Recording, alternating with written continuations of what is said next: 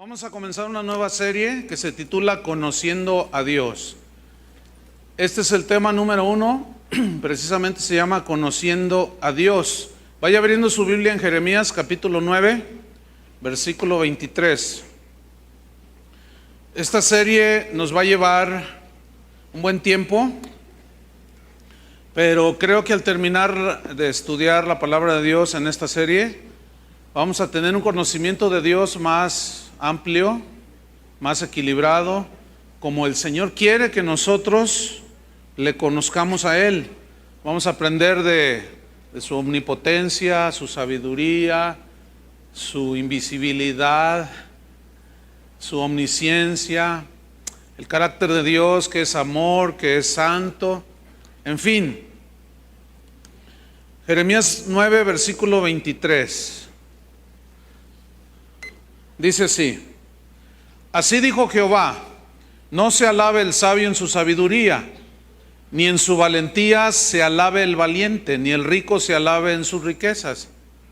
Mas alabes en esto el que se hubiere de alabar, en entenderme y conocerme. Entender a Dios, conocer a Dios.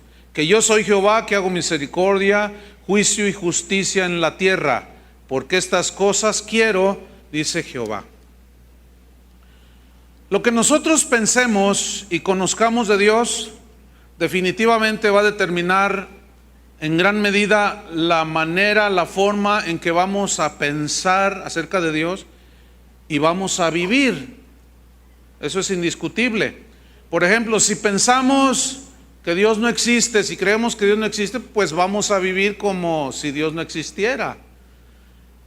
Si conocemos que Dios tiene verdades que se revelan en las Escrituras y esas verdades son absolutas, vamos a tener conceptos acertados acerca de Dios, de su santidad, de su omnipotencia, etcétera, y vamos a tener verdades que son absolutas.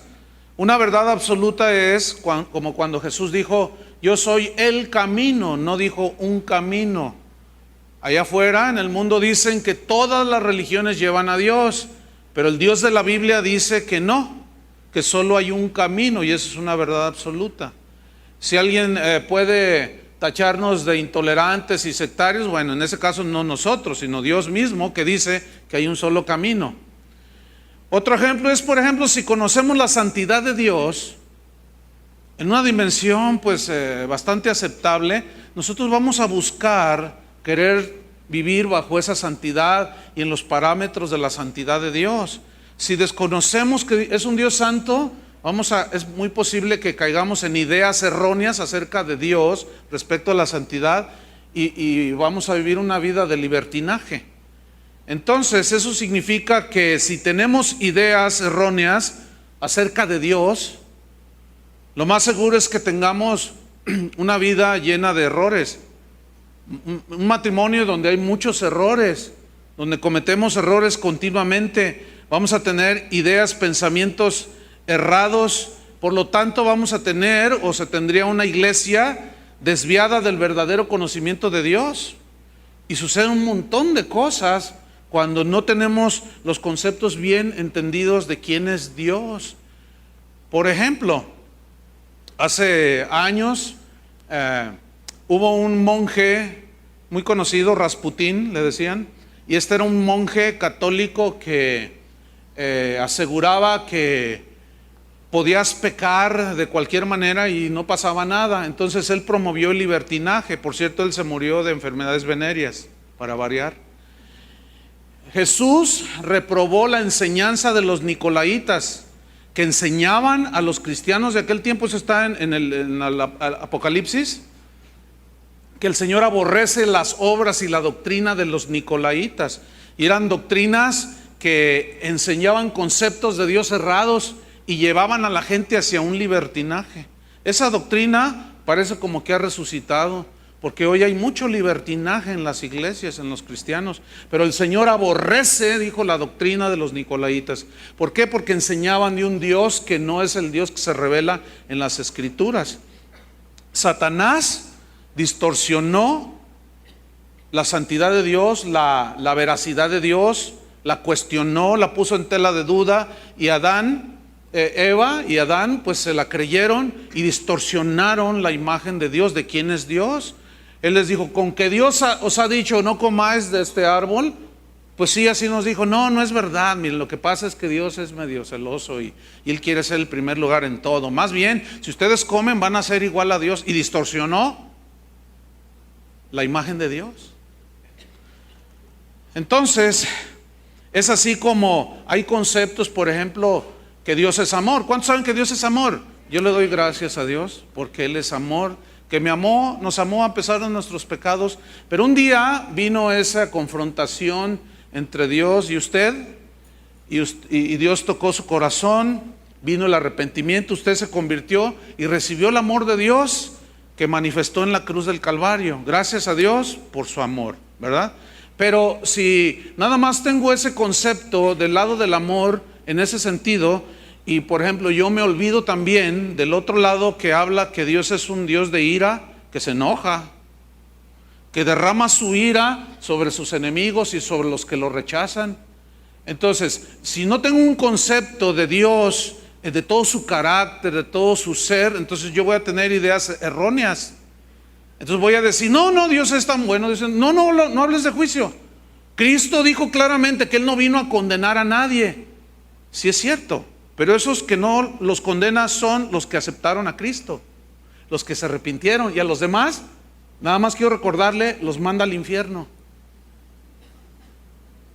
Entonces sí es cierto que el Señor dijo que Él no vino a condenar, Él vino a salvar, pero los que lo rechazan, los condena.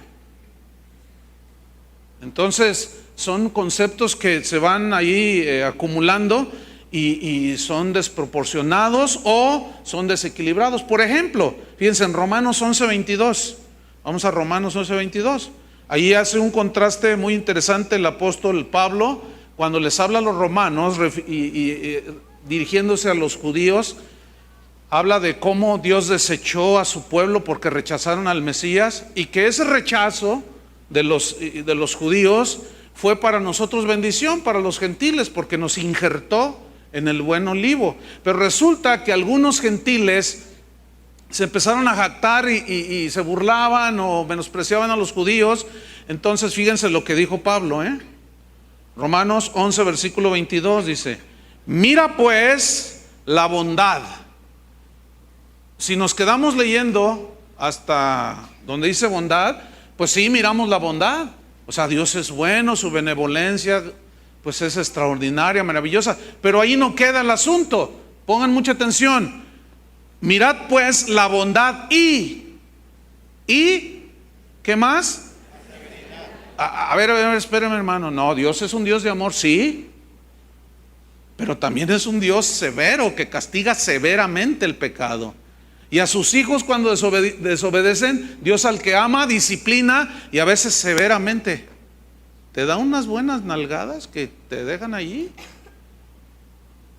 Aquí severidad habla de algo drástico, pero si nosotros no tenemos los conceptos de cómo es Dios bien definidos, lo mejor que podamos, entonces vamos a caer en los extremos, ¿sí? Entonces, por otro lado, si se enfatiza demasiado la severidad de Dios, bueno, ¿dónde dejamos el amor de Dios? Entonces, todo se complementa de manera que conozcamos a Dios de una mejor manera. Entonces dice, mirad la bondad y la severidad de Dios. La severidad ciertamente para los que cayeron, o los que no creyeron, los que se volvieron atrás, pero la bondad para contigo, dice, si permaneces en esa bondad, pues de otra manera tú también serás cortado, rechazado por Dios. Entonces, miramos la bondad de Dios y la severidad de Dios. Miramos el amor de Dios, pero también vemos su disciplina. Miramos su disciplina, también vemos su justicia. Vemos su justicia en base a su santidad. Y así es como vamos a ir conociendo a Dios mucho más. Entonces, cuando una persona o uno que dice que es cristiano tiene un concepto de Dios erróneo y equivocado acerca de cómo es Dios, quién es Dios, por qué hace lo que hace, por qué obra de esta manera, por qué a veces lo deja de hacer, entonces esta persona o este cristiano, si no conoce a Dios en todo su carácter, en toda su imagen, en todos sus atributos, bueno, pues va a tener muchos problemas en su vida porque no va a entender muchas cosas, no va a saber en qué se complace el Señor, en que le entendamos y lo conozcamos. Por ejemplo, si usted desconoce que Dios es un Dios soberano, ¿qué significa la soberanía de Dios? Que Dios hace las cosas como Él quiere, que nadie le dice a Él órdenes, nadie le dice cómo se deben de hacer o no las cosas, que Él gobierna por sí mismo, Él es soberano, significa soberano. Y dice la Biblia que a los que aman todas las cosas les ayudan para bien. Pero si usted desconoce que Dios es soberano, usted se va a meter en problemas. Por ejemplo, usted cae enfermo. Entonces usted dice, si usted fue expuesto a esa doctrina desequilibrada, balanceada y muchas veces errónea, la mayoría de las veces que dice que el cristiano no se enferma, y de pronto usted se enferma, usted se va a turbar todo y va a decir, pero ¿por qué? Entonces usted va a llamar a alguien para que ore, y si va el pastor o alguien ora por usted y usted se enferma, no, recházalo, no lo confieses, cancela todo eso, no lo recibas, es de Satanás. Espéreme. Pablo se enfermó, Trófimo se enfermó, Timoteo se enfermó. En muchos casos no fue Satanás poniendo allí, en otros sí. Lo cual me enseña que Dios en su soberanía puede tratar con nosotros de múltiples maneras para formarnos a la imagen de Jesús. Puede estar probando nuestra fe, puede estar disciplinándonos, puede estar provocando que en esa prueba nosotros nos agarremos más de Dios. Hay múltiples razones por las cuales Dios puede obrar, y si desconocemos que Dios es soberano, nos vamos a meter en problemas. Te vas a turbar todo. Y esos que enseñan que el cristiano nunca se enferma, cuando se enferman, van y se meten a un hospital para tratarse la enfermedad, el dolor, lo que sea, y luego dicen que se fueron de gira evangelística. Yo me fui de gira evangelística, pero no estaba enfermo. Y eso, mire, una vez una persona que es de aquí la congregación, que es enfermera, trabaja en un hospital por ahí, me dijo, pastor, pues ahí le encargo que oremos por el pastor fulano de tal, me dice, un pastor aquí en la ciudad. Yo le dije, ¿qué tiene? Dice, está muy mal. Dice, cayó allí en el hospital. Y entonces yo lo conozco bien, él es de los que predican que el cristiano nunca se debe de enfermar. Y estaba petateándose ahí el pastor, estaba muriendo. Entonces dice que ella lo conoce de hace tiempo de vista, y que pues le asignaron a cierto número de pacientes, y cuando ella se acercó allí lo vio, le dice, pastor, y él es, pastor, ay, pues a ver, ¿qué es lo que tiene? Y empezó, no, pues vamos a orar, pastor, y que pues no, que los cristianos no se enferman. Son puros conceptos erróneos. No conocen a Dios en una dimensión más grande que te va a llevar a poner los pies sobre la tierra, pero en la tierra y en el fundamento de la fe y del conocimiento de Dios. Eso es otra cosa. Pero miren, la corrupción del hombre, su degradación es producto de su pecado. El pecado sabemos que vino cuando Adán desobedeció a Dios. Y en su desobediencia comenzó el ser humano a alejarse de Dios. Esto provocó que declinaran y se desacelerara y se diluyeran los conceptos correctos de quién es Dios, de cómo es Dios. Los estándares morales comenzaron a declinar, comenzaron a hacerse lights, comenzaron a diluirse. Los conceptos éticos de la vida cristiana, los conceptos espirituales también comenzaron a diluirse, y la imagen de Dios se distorsionó, y eso llevó al hombre a la idolatría. Pero la idolatría no es simplemente postrarse ante una imagen religiosa. En realidad la esencia de la idolatría es cuando mantenemos o tenemos pensamientos erróneos de quién es Dios, y eso nos desvía del verdadero conocimiento del Padre. Y al desviarnos, nos desvía hacia otras cosas, ya no a Dios. Entonces caemos en la idolatría, y es como muchos se vuelven al materialismo, se vuelven al idealismo, aman más al esposo que a Dios, a la esposa que a Dios, y hay una serie de distorsiones, y se viola el primero y más grande mandamiento: amarás al Señor tu Dios con toda tu mente, con todas tus fuerzas, todo tu corazón. Se distorsiona, y hay cristianos que aman muchísimo más a su pastor que a Dios. Otros aman muchísimo más a su trabajo que a su familia. Otros más a su familia que a Dios. Y todo está distorsionado. El orden es un caos. No hay orden, es un desorden, más bien dicho. Entonces, esa idolatría va a llevar a más perversión. Estaba hablando con un pastor hace unos días por allá en el norte, y me decía: pastor, dice, están pasando cosas en mi congregación bien terribles. Dice, mira, yo no sé, se desató el demonio, dice, porque estamos teniendo un montón de casos de lesbianismo, un montón de homosexuales, un montón de adulterio. Entonces yo le dije: oye, ¿qué estás enseñando?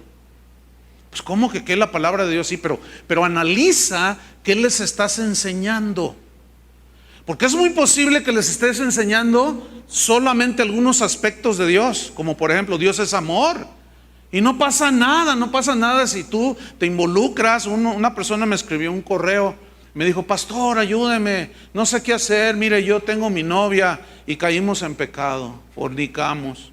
Entonces nos vino la convicción de Dios, prometimos delante de Dios no volvernos a tocar, pero teníamos que confesarlo, y fuimos con el pastor: pastor, ayúdenos. Íbamos llorando y compungidos: ayúdenos, pastor, porque pues fornicamos, y pues ayúdenos, pastor. Entonces el pastor les dijo: no se preocupen, ya se arrepintieron, sí, no pasa nada, todo está bien. ¿Que piensan casarse? Pues sí, pastor. No, ya olvídenlo. Oiga, espéreme, ¿cómo que no pasa nada? Sí pasa, y mucho. Ok, sabemos que Dios perdona nuestros pecados, ¿están de acuerdo? Si los confesamos.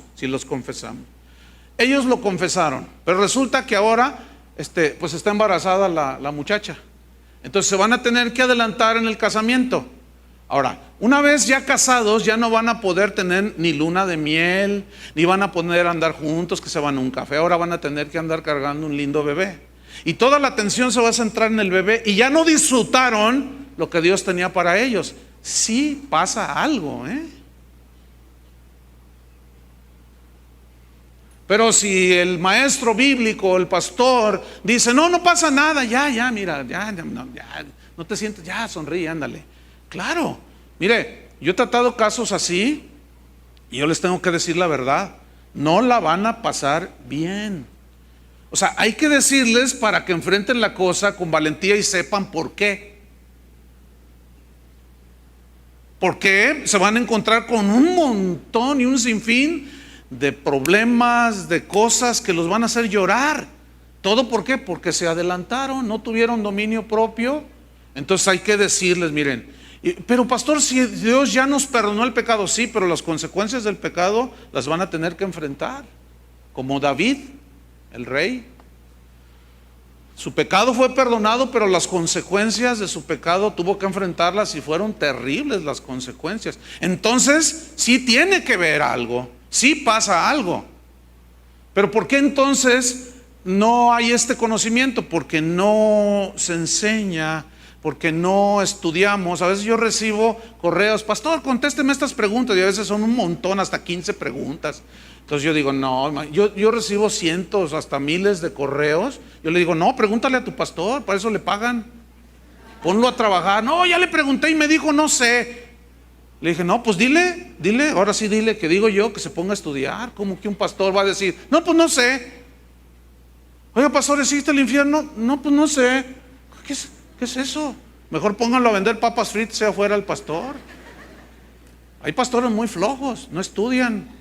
Creen que porque dicen un montón de chistecitos ahí y un montón de conceptos e ideas, ya dieron una tremenda predicación. Pero las ovejas que conocen la palabra de Dios saben que está papaloteando el pastor ahí, que está diciendo puras cositas. Entonces, fíjese cómo está el asunto. Vamos a Romanos 1:21 para comprobarle lo que acabamos de decir. Romanos 1:21 Dice así, fíjese, pues habiendo conocido a Dios, habiéndose cerciorado que Dios era una realidad, que habían visto su huella, habían visto su obrar, etcétera, no le glorificaron como a Dios. O sea, ellos se detuvieron en el conocimiento de Dios y comenzaron a hacer dos cosas. Número uno, no le glorificaron como a Dios, es decir, no le dieron a Dios el lugar que Él merece. Lo tenían en tercer lugar. En la tabla de posición estaba como el Atlas, de media tabla para abajo. No estaba como las Chivas en primer lugar, ¿verdad? Entonces, dice, y ni le dieron gracias tampoco. Alguien que no tiene un espíritu de gratitud delante de Dios es porque tiene soberbia. Entonces se siente autosuficiente. No, todo esto lo he logrado con la fuerza de mi sabiduría, con la fuerza de mi poder y para mi majestad, como aquel rey pagano. Entonces, al no glorificar a Dios, a no darle su lugar, ¿por qué no le dieron su lugar? Porque los conceptos y el conocimiento de Dios se detuvo y se desviaron, fíjate, sino que se envanecieron en sus razonamientos. Aquí la frase envanecer en sus razonamientos es una frase que significa se volvieron idólatras en el griego. Qué interesante.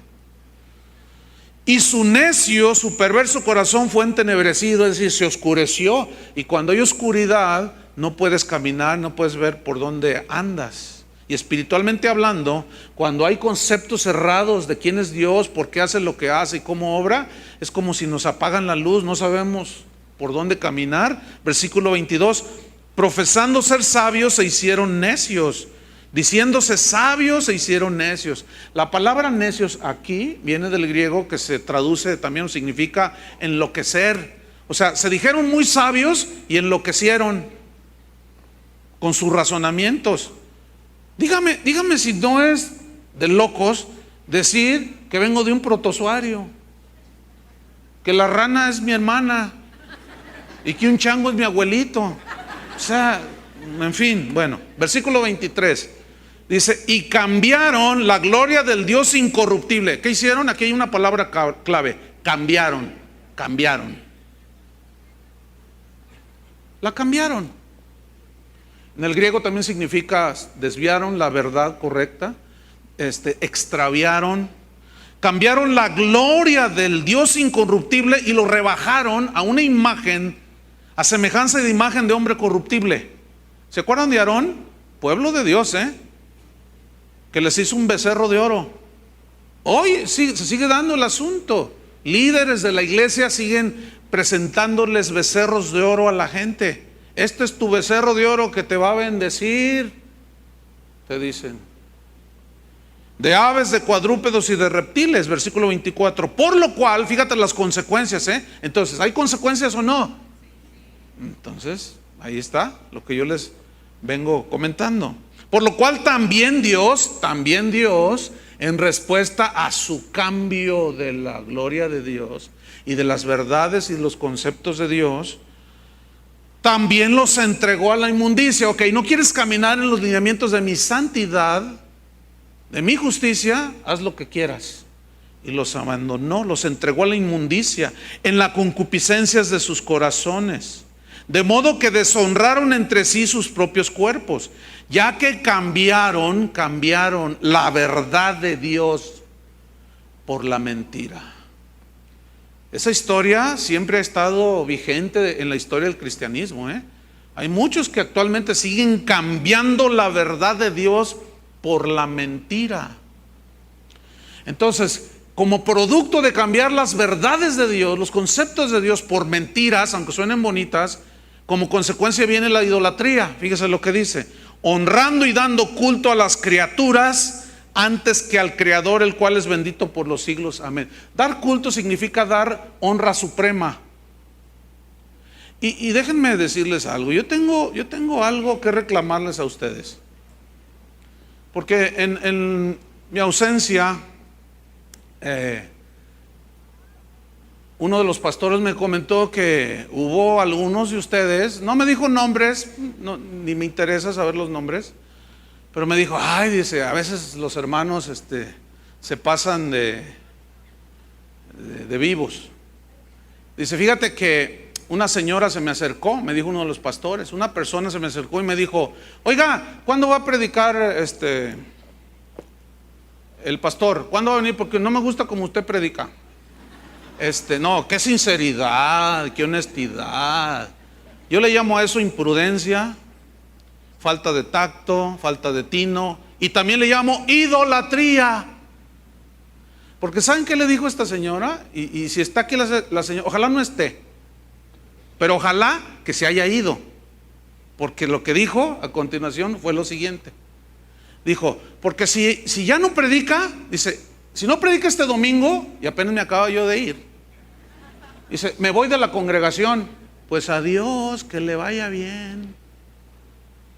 Aquí no queremos idolatría, porque Dios puede usar a cualquiera, ¿no es cierto? En este lugar venimos a honrar y dar culto a Dios, no a la criatura humana. Porque si yo me muero, usted se muere. Ay, me muero con el pastor.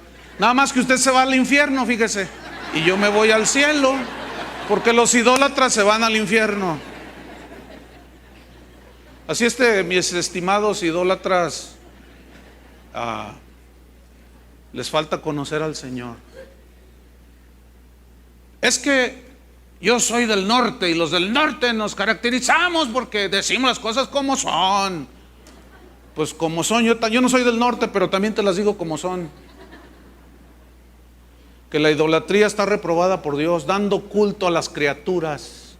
Hoy se defienden más lo que dice el apóstol Armando Negocios de la Cruz, la profeta no sé qué, el apóstol aquel, qué sé yo. Se defienden más a esos que a Cristo. Se defiende más lo que dicen ellos que lo que dice la Biblia.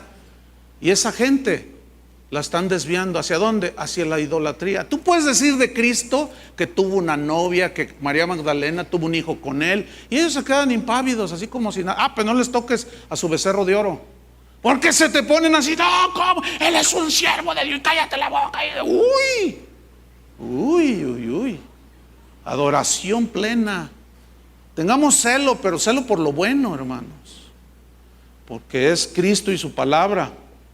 Entonces, bueno, ya después del regaño pastoral, volvamos aquí al 26, dice, fíjate, aquí están las consecuencias. Por esto Dios los entregó. ¿Por qué? Porque honraron a las criaturas, lo quitaron a Él del centro, del primer lugar. ¿Por qué? Por sus conceptos erróneos de quién es Dios. Dios no es un Dios permisivo como algunos predican por allí. Dios es un Dios santo. Por esto Dios los entregó a pasiones vergonzosas, pues aún sus mujeres cambiaron el uso natural por el que es contra naturaleza. La palabra aquí, la frase uso natural, viene del griego kresis y alude a la función sexual, lo cual me está hablando de que las mujeres se acostaban con las mujeres. Eso se llama lesbianismo. ¿Como consecuencia de qué? De su idolatría. Versículo 27. Y de igual modo también los hombres, dejando el uso natural de la mujer, se encendieron en su lascivia unos con otros, cometiendo hechos vergonzosos hombres con hombres y recibiendo en sí mismos la retribución debida a su extravío. Oiga, pastor, pues yo creo que Dios es amor y que Él, no, pues hasta hay una iglesia aquí en Guadalajara de homosexuales y viera qué bonito adoran al Señor. Y viera, no, son hasta mejores que muchos de los que van a su iglesia. Y Dios no los rechaza porque Dios los hizo así. Pues si Dios los hizo así, entonces ¿por qué está condenando esas prácticas? Lo que sucede es que hay conceptos erróneos de quién es Dios, de qué piensa Dios, cómo es Él. Una vez yo hice una alusión como esta hace tiempo y al final se me acercó, venían dos mujeres. Entonces una de ellas me dice, yo la vi que me miraba así mientras esperaba. Yo dije, ay, esta señora, quién sabe, a lo mejor está enojada. Y dicho y hecho, cuando ya se me acerca, me dice, oiga, ¿cómo es posible que un pastor que debe predicar el amor predique que las lesbianas se van a ir al infierno? Pues eso es lo que la Biblia dice. ¿En dónde dice? Me dice. Pues aquí, miren, empieza ahí. Y se puso así tan agresiva que yo dije, me va a dar una bofetada. Entonces yo dije, no, y aquí estoy listo para... Bueno, ya ve que hay unos predicadores que oran y te dan así en la frente para que te caigas. Yo dije, pues hago como que estoy orando y le doy y la tumbó el espíritu, ¿verdad? Pues es muy fácil camuflajear eso. Entonces, mientras ella me estaba regañando, vino una palabra de conocimiento por el Espíritu y me dijo, tiene una hija lesbiana. Me dijo el Espíritu Santo. Entonces yo le dije, usted está ofendida porque usted tiene una hija lesbiana, ¿verdad? Y me ve así y luego mira a la otra y dice, yo no le dije. Le dije, no, pues mire, dígale a su hija que se arrepienta. No, Dios la ama y ella ama a Dios más que usted y me largo de esta congregación. Adiós, que le vaya bien. Jesús no detuvo al joven rico aquel al cual le dijo que entregara toda su riqueza. Se fue enojado y triste y no le dijo, ay, perdóname, mi evangelio está muy agresivo. No te vayas, mira, aquí amamos a todos, se vale no, lo dejó que se fuera. Yo no voy a detener a nadie así. Si Jesús no lo hizo, yo no me voy a poner en lugar de ser más bueno que Dios, aunque algunos se creen más buenos que Dios. Hay que aceptar lo que Dios acepta y rechazar lo que Dios rechaza. Pero ¿por qué no se hace? Por falta de conocimiento de Dios. ¿Están entendiendo? Bueno, seguimos leyendo. Versículo 28. Y como ellos no aprobaron tener en cuenta a Dios, o sea, ya no lo tomaban en cuenta. Era su concepto, era sus ideas. Por eso Dios los entregó a una mente reprobada para hacer cosas que no convienen, que no son convenientes, estando atestados de toda injusticia. Miren la lista, fornicación, perversidad, avaricia, maldad, llenos de envidia, homicidios, contiendas, engaños, malignidades, murmuradores, detractores, aborrecedores de Dios, injuriosos, soberbios, altivos, inventores de males, desobedientes a los padres, necios, desleales, sin afecto natural, implacables, sin misericordia, quienes habiendo entendido el juicio de Dios, que los que practican tales cosas son dignos de muerte. ¿Qué merecen? La muerte, pero aquí se refiere a la muerte eterna, el castigo eterno. Pues no, que Dios es amor, sí, pero el que lo rechaza es rechazado por Dios. No solo las hacen, dice, sino que también se complacen con los que las practican. Entonces, si tus conceptos acerca de Dios no son los conceptos absolutos que la Biblia, el Dios de la Biblia revela de sí mismo en las Sagradas Escrituras, entonces tú estás creyendo en un Dios inexistente, en un Dios inventado. Te imaginas en un Dios muy diferente al que se revela en las Escrituras. Entonces no es así. Hay una doctrina muy peligrosa que dice que Dios es amor. Ponen todos los argumentos y versículos de que Dios es amor y que no condenó a la adúltera de Juan, ahí en el Evangelio de Juan, y que Él no va a condenar a nadie. Y al fin de los tiempos, Dios va a salvar a todos porque es amor, y no concibo que un Dios de amor torture en el infierno a las criaturas. No, ese es un invento de los teólogos, dicen. Pues entonces Jesús fue un teólogo que inventó el infierno. Él habló bastante sobre el infierno y dio muchas advertencias sobre el infierno. Entonces, ¿a quién le vamos a creer? ¿A esos o a Jesús, que nos vino a dar a conocer al Padre? Entonces, no, sí es cierto que Dios es amor, pero también es un Dios que castiga el pecado.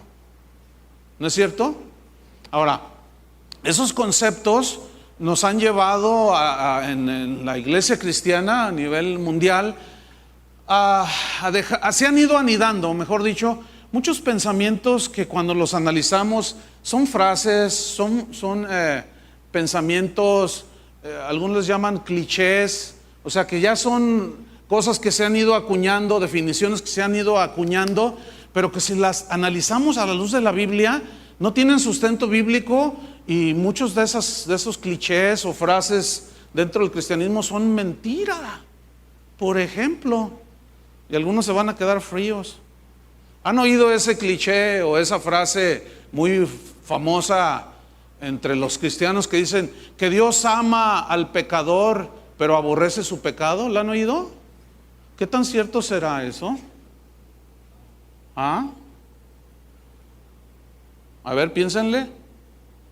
¿Será bíblico ese concepto que Dios ama al pecador, pero aborrece su pecado? Así, de tal manera amó Dios al mundo, a todos los amó. Sí, pero ¿qué más dice? Para que todo aquel que en él cree, no todos creen, no se pierda, mas tenga vida eterna. Entonces hay salvación y hay perdición. Entonces, ¿de dónde salió eso de que Dios ama al pecador pero aborrece su pecado? Porque si así fuera, entonces al pecador se lo lleva al cielo y nada más manda al infierno los pecados. No, los manda con todo y pecados.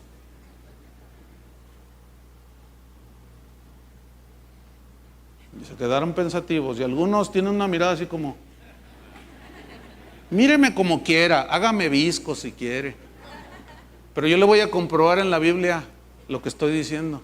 Otro de las falacias que se ha metido a la iglesia y los conceptos, no sé, prácticas que no tienen sustento bíblico es: viene aquí el predicador, viene el milagrero y empieza a contar un montón de chistes y empieza a decir que Dios te quiere hacer rico, y luego al final dice: ¿quién quiere recibir a Cristo para salvación? Levante su mano. Entonces ya la persona levanta su mano y ya: haga conmigo esta oración, repítala: me arrepiento de todos mis pecados. Y el otro está: me arrepiento de todos mis pecados. Padre, llévame a la gloria, llévame a la gloria. Entonces ya eres salvo, le dicen. Entonces la persona sale y sigue en adulterio, sigue fornicando con la novia, sigue haciendo sus tranzas, sigue siendo un mentiroso empedernido. Pregunta: ¿es salvo? Y luego todavía nos engañamos más. Fíjense cómo esos conceptos cerrados nos llevan al engaño. Resulta que usted llevó a Cristo a alguien y le hizo que levantara la mano.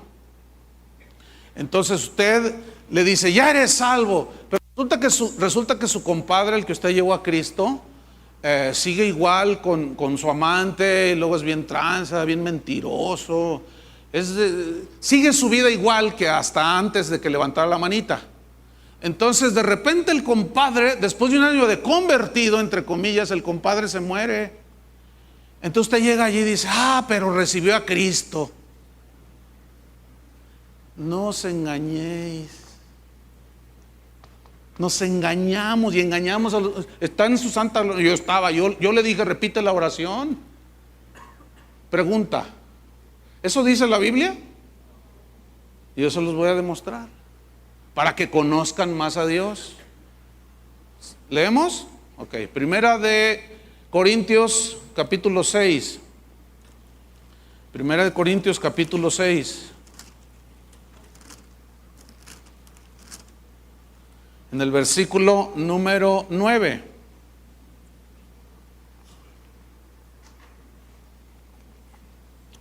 ¿Listos?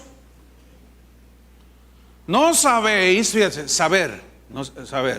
El saber aleja la ignorancia. El conocimiento de Dios te lleva a un entendimiento y un discernimiento más pleno acerca de Dios. Entonces fíjate, dice: no sabéis, y no todos lo saben, no todos conocen esto, aunque está en la Biblia.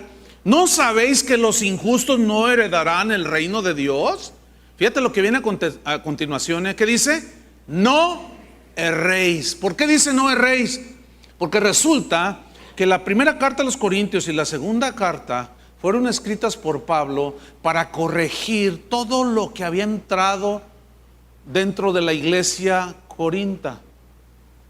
Resulta que falsos apóstoles, falsos maestros habían entrado entre los hermanos y comenzaron a enseñar doctrinas de libertinaje, de desorden, de que Dios, no es cierto que va a haber resurrección. Y los corintios, que no tenían discernimiento, no conocían a Dios, como lo vamos a ver más adelante, en una dimensión como Dios quiere que lo conozcamos, fueron extraviados, fueron desviados del verdadero conocimiento de Dios, y esto le trajo muchos problemas. Por eso es que en primera carta a los Corintios capítulo 5 hay un caso de un joven que tomó como amante a la esposa de su padre, y los líderes no dijeron nada. ¿Saben por qué? Porque el concepto griego de los filósofos de ese tiempo era que el cuerpo, lo que hagas en el cuerpo no te afecta en nada. Lo que importa es tu alma, tu espíritu. Entonces lo que hagas en la carne, en el cuerpo, no afecta nada. Y Pablo por eso les dijo a los mismos corintios: si tú destruyes, que ignoráis que vuestro cuerpo es templo del Espíritu Santo, huid de la fornicación. Porque los corintios dijeron: no, pues sí es cierto, Sócrates tenía razón, Platón, no, pues era el mero mero. Entonces, no, pues dice: ¿qué acaso si yo voy con una prostituta, me hago una sola carne con ella? Dice. ¿Qué estaba sucediendo? Los cristianos estaban yendo con las prostitutas, porque unos tremendos maestros de la Biblia les habían metido esas ideas que no pasaba nada. Mira, recibí un correo, se va a quedar helado de lo que me dijo. Pastor, se fíjese que yo asistí a una iglesia hasta hace un año, por distintas cosas. Yo me salí, tengo mucha familia allí, no quise decir nada, simplemente me cambié de congregación. Dice, entonces tengo familiares allí, y una de ellas, un primo mío, algo así, tiene un negocio. Entonces un día estaba ahí atendiendo y entró una mujer. Entonces la vio llorando a la mujer y: ¿en qué le puedo servir? La empezó ahí a atender. Oiga, ¿por qué llora? No, dice, es que yo vivo una vida totalmente infeliz, le dijo. Y yo quisiera cambiar mi vida, estoy harta de todo esto. No sé si hay una manera de que yo cambie mi vida. Pues, ¿cómo está o qué le ha pasado? Dice: mire, es que yo soy prostituta, le dice, y quiero cambiar. ¿De verdad usted quiere cambiar? Y dice, le presentó el evangelio, le presentó a Cristo. Dice, entonces, pues lo llevó a la iglesia de donde yo me salí. Entonces, mira, dice, pastor, toda mi familia se acaba de salir. ¿Por qué? ¿Qué cree que pasó? Llega la mujer, la prostituta, llega a la reunión y hablaron de la prosperidad, para variar, eso es nomás para variar.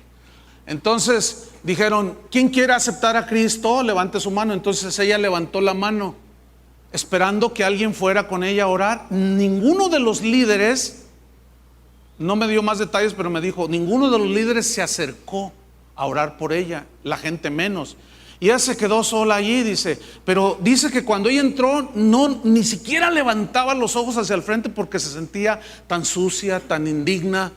Dice, nunca levantó los ojos, ella nada más escuchaba todas las alabanzas y el mensaje, y levantó su mano, pero nadie se acercó a orar por ella, dice. Entonces cuando ella abre los ojos y empieza a ver a los pastores orando por otros, o sea, los líderes, que le dijo al que la invitó, porque ella se salió y le dijo, jamás vuelvo a venir aquí. Dice, nadie oró por mí, pero no, es que mire, no ponga sus ojos en el hombre. Dice, no, es que yo sé por qué no oraron por mí, porque varios de esos son mis clientes. Se quedó helado como yo me quedé helado, hermano. Esto sucedió allá en el sureste de México. Son mis clientes, dice. ¿No pasa nada?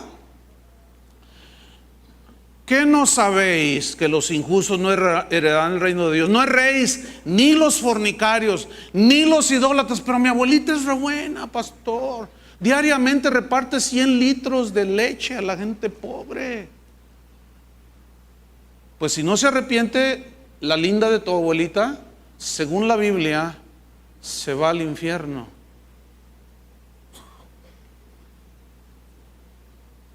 Ni los adúlteros, ni los afeminados, ni los que se echan con varones, ni los ladrones, ni los avaros, ni los borrachos, ni los maldicientes, ni los estafadores heredarán el reino de Dios. Pero ¿qué les dice Pablo? No erréis. ¿Por qué se hierra? ¿Por qué se falla? Porque el conocimiento de Dios está distorsionado. Y luego se hace en las iglesias una cueva de estafadores, como en el tiempo de Jesús. Han hecho de la casa de mi padre una cueva de ladrones. Y agarró el látigo y los expulsó a todos. ¿Por qué? Porque dejaron de tomar en cuenta a Dios, tuvieron ideas respecto de Dios y se hicieron un libertinaje y se permitió y se permitía de todo. No erréis, dice. Fíjense, hay una historia de un hombre que lo acusaban de un delito y bueno, él buscó un abogado, él mismo era abogado pero no, normalmente aunque sea abogado se contrata a otra persona, y él fue con otro abogado y le dijo, oye, mira, tengo este caso y me pusieron una demanda y así, pues defiéndeme, ¿no? Pues sí, a ver, cuéntame. Y empezaron a tratar el caso. Entonces cuando le pregunta, ¿y cuáles son tus honorarios? Y le dice, no, pues tanto. No, dice, ¿sabes qué? No, mejor yo me defiendo solo, dice. Yo solo me defiendo, además soy abogado.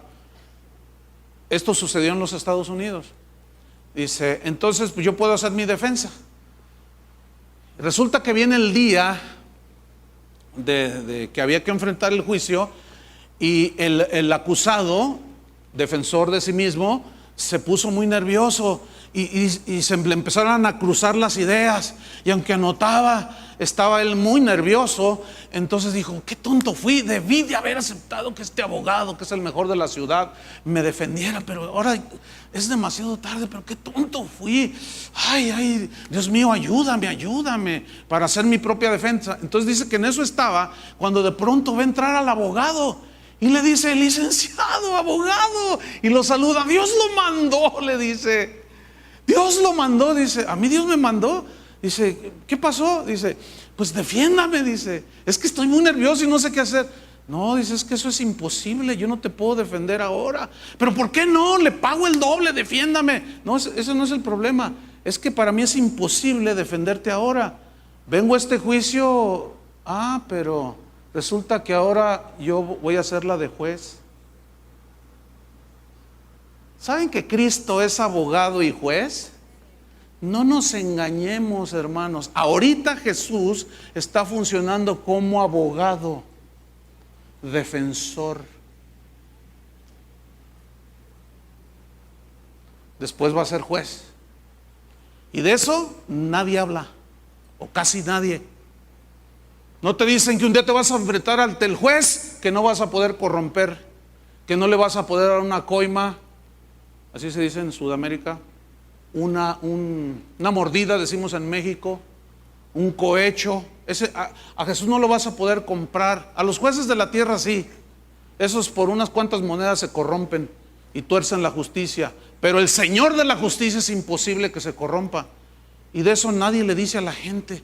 Le dicen que Dios es amor y que no, Él intercede por ti, sí, pero va a llegar un día en que ya no te va a poder defender, porque va a ser el juez de tu vida. 1 Corintios 15:33. Aquellos falsos maestros habían metido ideas de que la resurrección era una falacia que Pablo había inventado. Entonces les dice en primera carta a los Corintios, versículo 33, dice, no erréis. Otra vez, no erréis. ¿Cuántas veces les ha dicho? A los Gálatas también les dijo, no erréis. No se equivoquen, todo lo que el hombre siembra va a cosechar. ¿No dice así? Pero esa escritura siempre la usan para todo lo que siembras cosecha, o sea, el dinero. Y dame tu dinero, mi hermano, gloria a Dios. A mí me gusta la lana, digo la lana sube la alabanza, hermano, es la alabanza, perdón. Dios va a ser juez de todo eso también. Entonces les dice, no erréis. Las malas conversaciones corrompen las buenas costumbres. Esto suena así como algo medio motivador nada más, así como algo medio light, pero no, fíjese. En el original, en el idioma que se escribió el Nuevo Testamento, que es el griego, la frase malas conversaciones es una palabra muy interesante que se traduce por malas compañías. Y ahí ya tiene más significado. ¿A cuáles malas compañías se refería Pablo? Mire, la palabra que aparece ahí en el original es la palabra, se le va a hacer muy famosa o muy conocida, es la palabra homilía. Homilía. Tenemos el concepto de que homilía pues es un mensaje, sí, pero homo significa igual. Y milía, o la segunda parte de la palabra, significa compañerismo, es decir, que como hermanos debemos de compartir los unos a los otros. Entonces eso es una homilía, esa es una buena compañía. Escúcheme bien, usted como cristiano, si es que es cristiano, los mejores amigos que usted debe tener deben de ser cristianos. con los que usted comparte los mejores momentos de esparcimiento sano, limpio, etcétera, bromea pero sanamente, se van a un picnic, o comen juntos. Pero si uno que dice que es cristiano y sus mejores amigos son no cristianos, algo anda mal allí. Ya no es una homilía, ¿me entiende? Ya no es una buena compañía, porque resulta que es más fácil que se pegue lo malo y lo corrupto que lo bueno. Normalmente, cuando uno que es cristiano, sus amigos homólogos o con los que tiene mucha, se entiende más que con los cristianos. Y bueno, ahí yo tengo dudas hasta de que hayan nacido de nuevo, porque se sienten mejor con la antigua naturaleza de los demás. Entonces empiezan a convivir más con ellos y es más fácil ver, yo lo he comprobado múltiples veces, es más fácil de que alguien así se vuelva a la vida antigua a que el pagano o el incrédulo o qué sé yo se vuelva al cristianismo. Por eso Pablo dice, las malas conversaciones, las malas compañías corrompen, distorsionan las buenas costumbres. Y aquí la frase buenas costumbres significa la conducta cristiana, la que el Señor quiere que nosotros vivamos. Pero fíjense cómo se maneja hoy, todo distorsionado. No, es que Pablo dijo que él se hizo a los judíos para ganar a los judíos. No, pues entonces yo me hago a los demás. Entonces por eso vas a los antros y entonces empiezas ahí a bailar, ¿verdad? Porque te haces bailarín a los bailarines. Pues sí, claro, dice, para así ganarlos para Cristo, para que se den cuenta que el evangelio no es como piensan algunos, que es un montón de aburridos. No, también se vale, también se vale. No, sí, no, y se la pasa uno suave. Y luego pues vienes a la iglesia y pues levantas las manos y luego pues en la noche vas a mover el bote por allí y toda la cosa, y para que vean que los cristianos no somos aburridos y podemos hacer todo lo que todos hacen. Entonces tú te haces a los bailarines, pues sí, entonces yo me voy a hacer torero a los toreros, me voy a hacer narcotraficante para ganar a los narcotraficantes. ¿Quién dijo eso? Gente que no conoce a Dios son los que sacan del contexto de esas escrituras y las aplican mal. Por lo tanto, fallan y erran, ¿cómo se dice? ¿Fierran? Salió peor la cosa. Entonces fíjense lo que dice en el versículo 34. Dice, velad debidamente. Esa frase es muy importante. Velad debidamente, o sea, como es debido, como Dios manda, conforme a la escritura. Porque muchos pueden velar y decir, no, hasta veladas hacen y estamos alerta ahí contra el diablo, anda por todos lados, mira, demonio de ventana y no sé cuánta cosa dice. Fíjate, dice, velad debidamente y no que pequéis. Por poco y me subo a predicarles desde allá arriba. Y no pequéis, fíjate, velad y no pequéis. ¿Quiénes?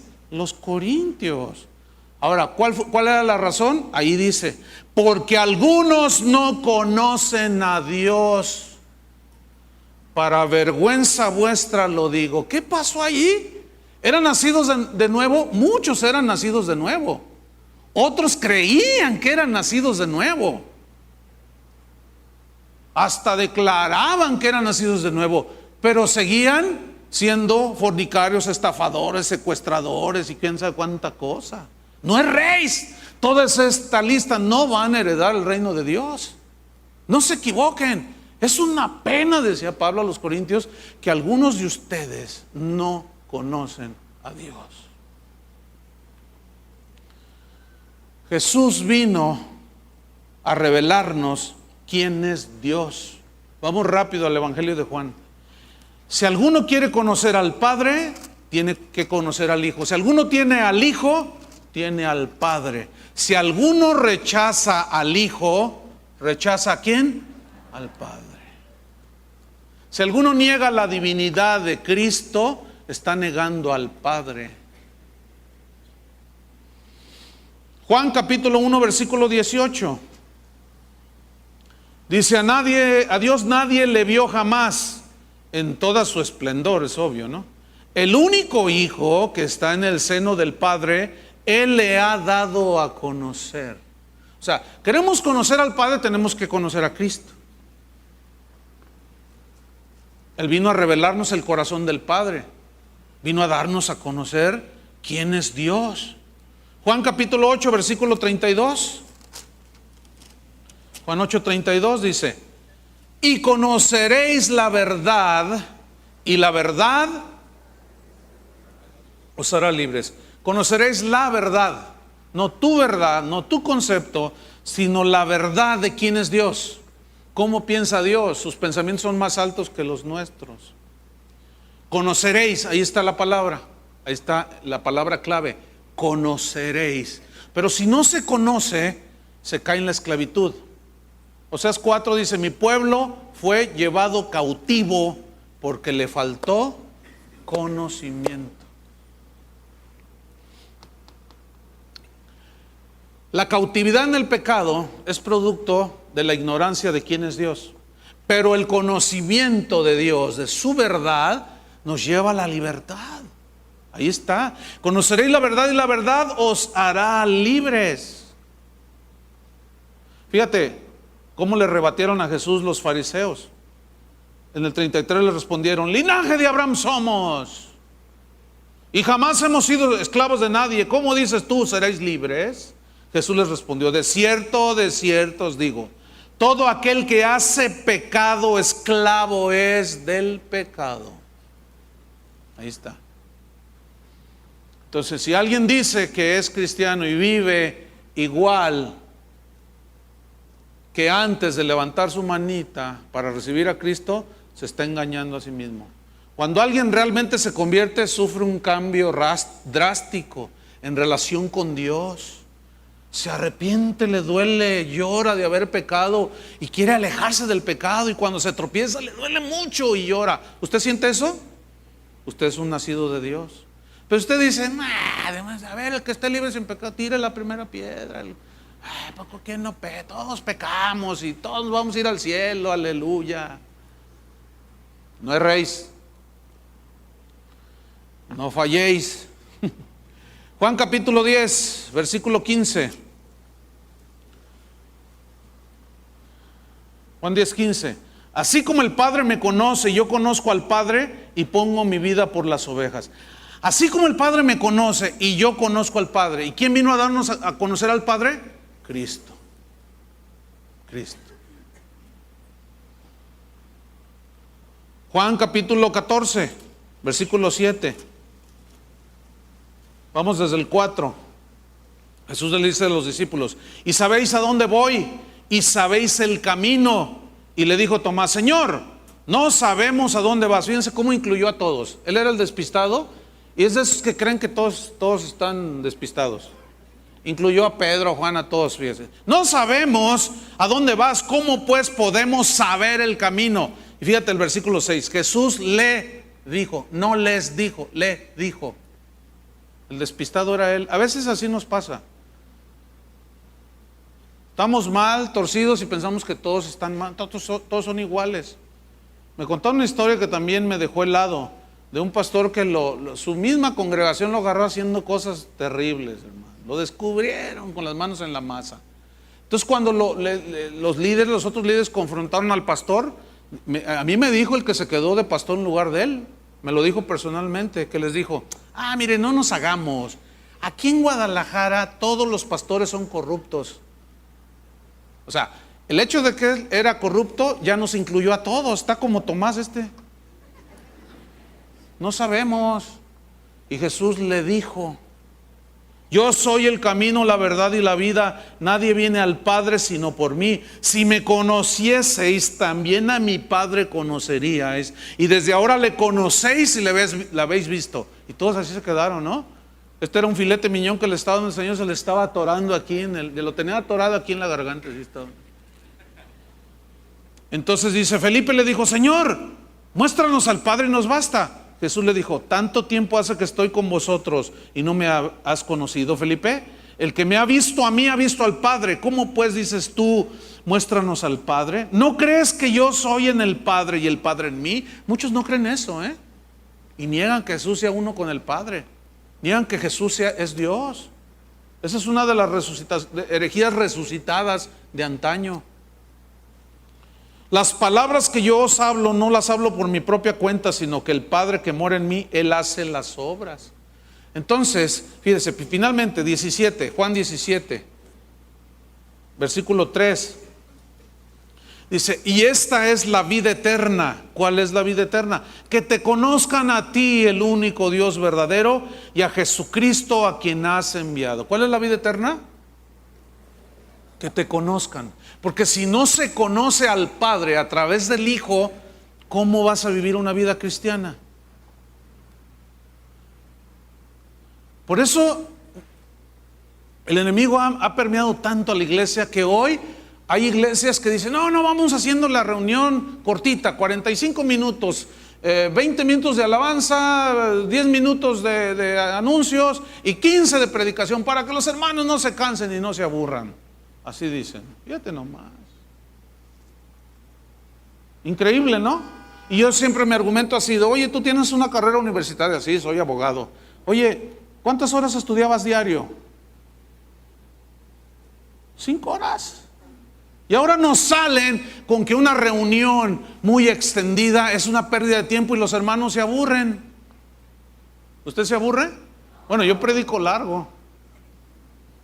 Como dice ahí en Apocalipsis, predícales el evangelio eterno.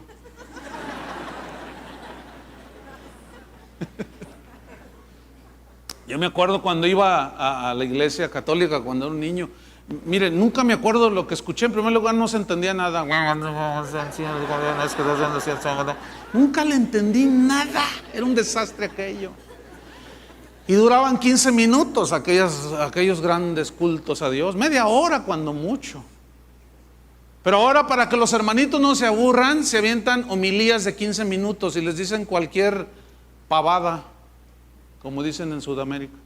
Cualquier tontería. Cualquier cosa maquillada con 2 versículos y ya Dios habló un poderoso mensaje, dice. ¿Qué conocimiento se puede adquirir con algo así? Si de por sí la gente no lee la Biblia y luego viene a escuchar homilías de 15 minutos, olvídelo. Si alguno se aburre, bueno, pues aquí a 2 cuadras hay un templo donde dan homilías de 15 minutos. ¿Ya están cansados? No, claro que no, pastor, ¿cómo que? Por supuesto que no, pues mire. No, tremendos hermanos.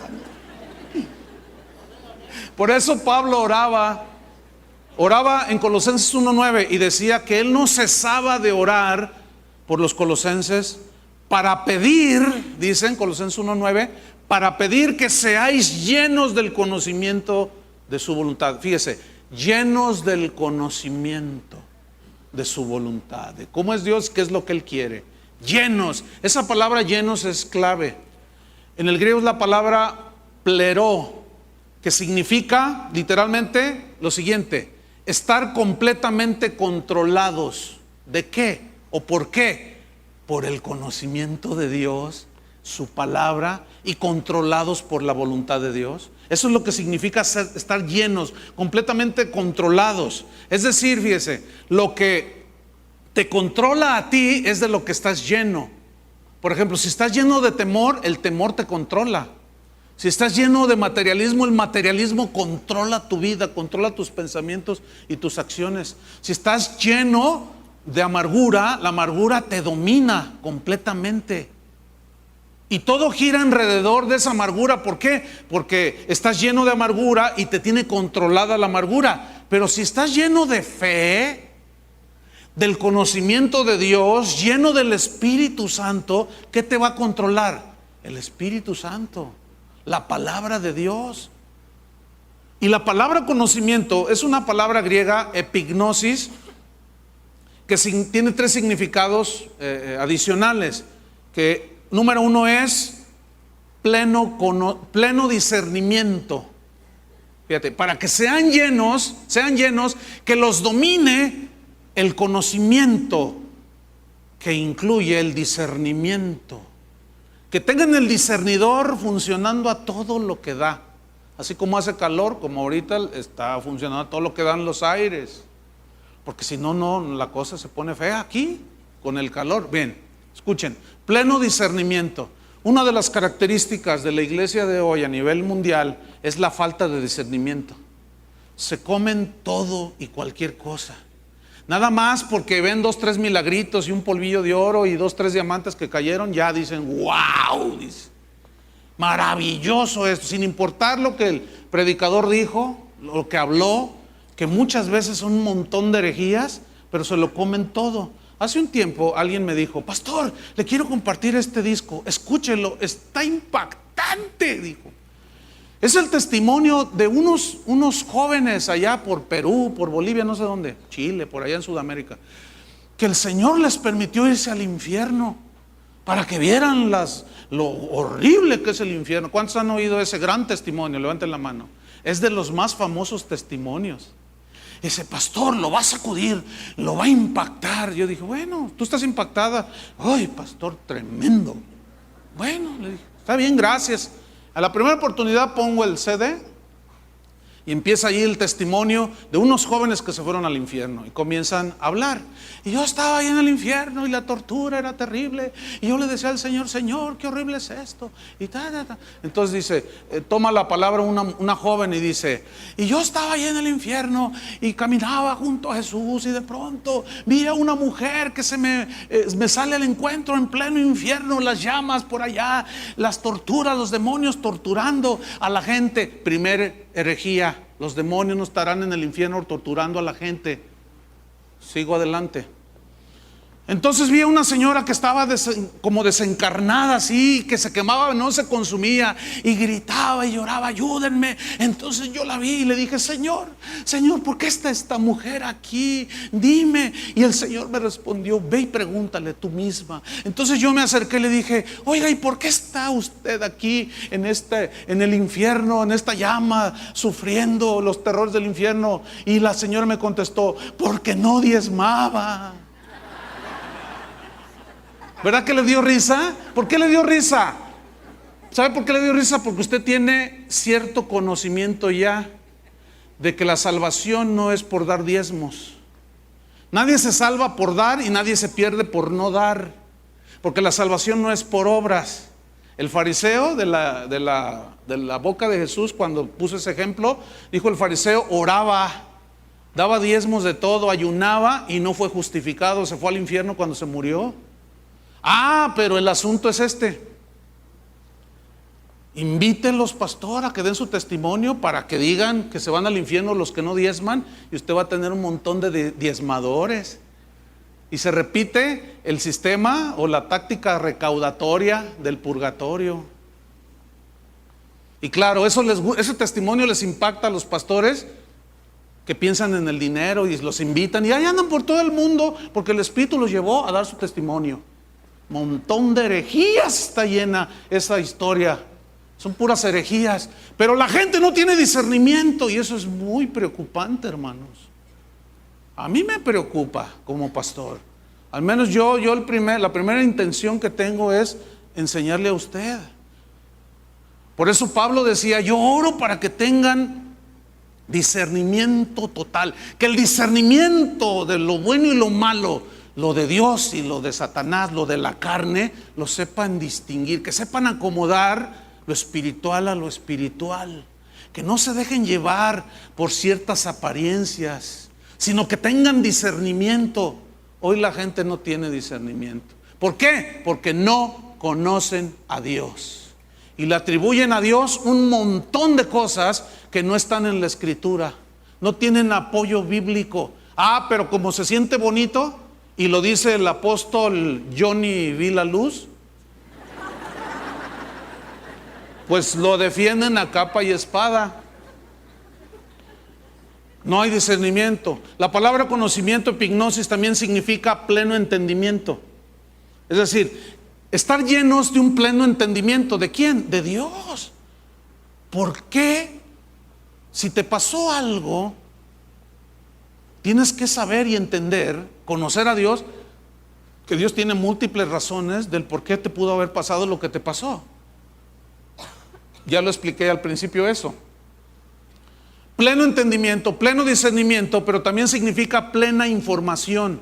Ahora, ¿cómo vamos a tener información? Lo que Dios ha diseñado es pastores, maestros, evangelistas, apóstoles, ciertamente, que hagan a los santos, los enseñen. ¿Qué les enseñen? La palabra de Dios. Entonces, se le da la información a la gente.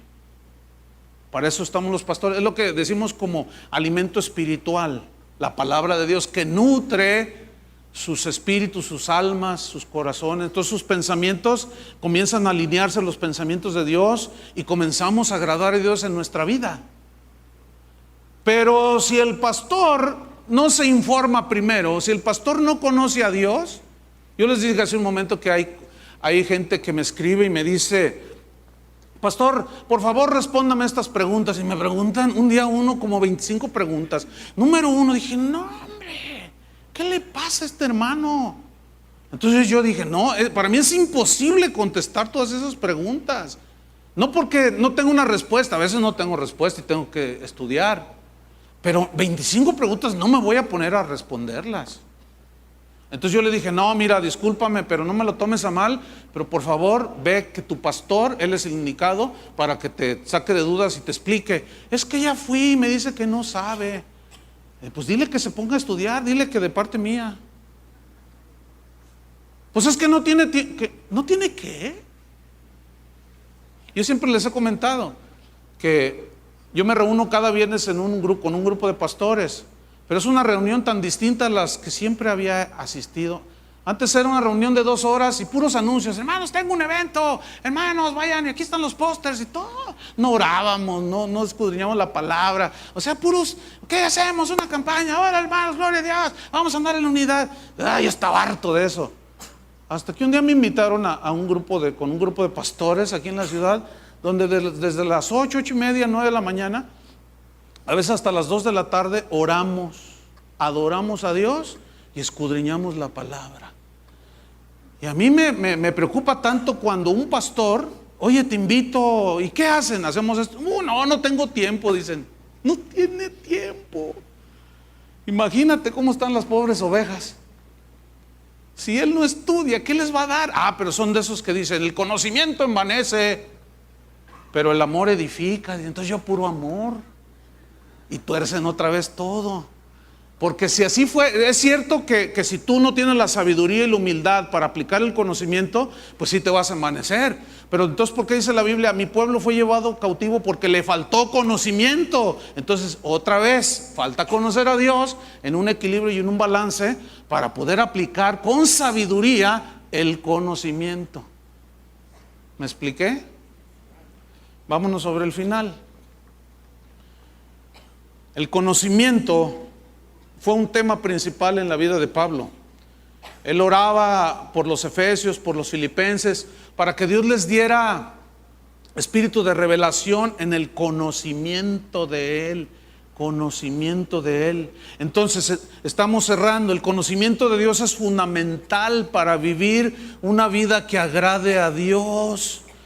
¿En qué se complace el Señor? No se alabe el rico en su riqueza, ni el sabio en su sabiduría, sino alábese en esto el que se hubiese de alabar, en entenderme, que me entiendan por qué soy así, por qué no soy así, por qué obro de esta manera, en entenderme y en conocerme, dice el Señor.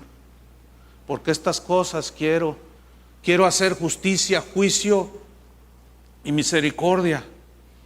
Déjame terminar con una historia de una ancianita que la conocían como Juanita la Dichosa. Es una historia muy, muy interesante. Dice esta historia que había una humilde choza junto a un río y en ella vivía una ancianita.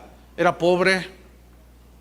La conocían como Juanita la Dichosa.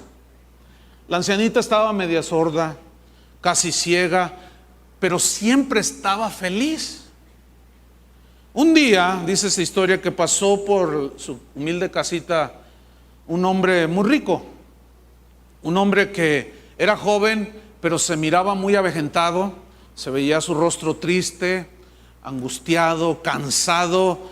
Y al pasar junto a esta choza humilde, escuchó a la ancianita, a Juanita, cantar. Entonces él, intrigado, se asomó por una ventana y le dijo: señora, me habían dicho que usted siempre está contenta y hoy lo compruebo por mí mismo. Le responde la ancianita: es que yo tengo un gran motivo para estar así. El hombre le dice: ¿me podría enseñar el secreto de su paz y de su gozo?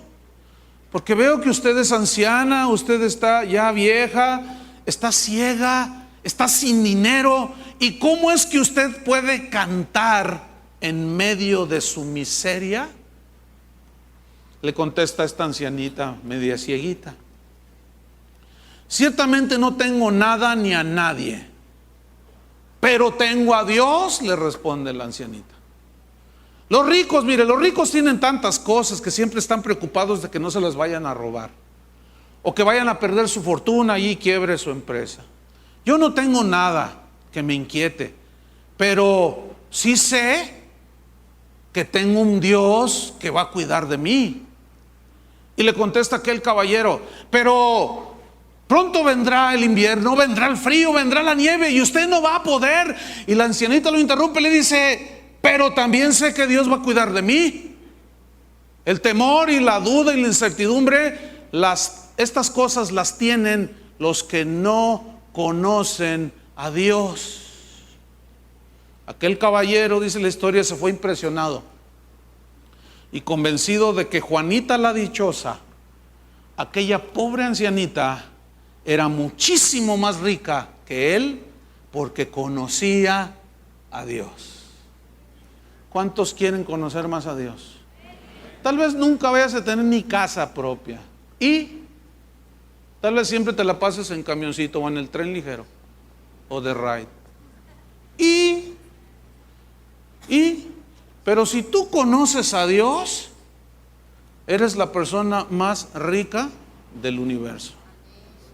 Porque el conocimiento de Dios, el temor a Dios, es el principio de la sabiduría y del conocimiento de Dios. Yo quiero conocer más a Dios.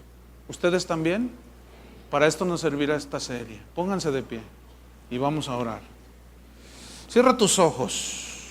Puedes levantar tus manos si quieres. Señor, te damos gracias por tu palabra, que siempre es lámpara a nuestros pies, lumbrera a nuestro camino. Siempre tú, Señor, te estás revelando de una manera progresiva, paulatina en nuestras vidas. No queremos detener ese conocimiento que cada día podemos tener de ti.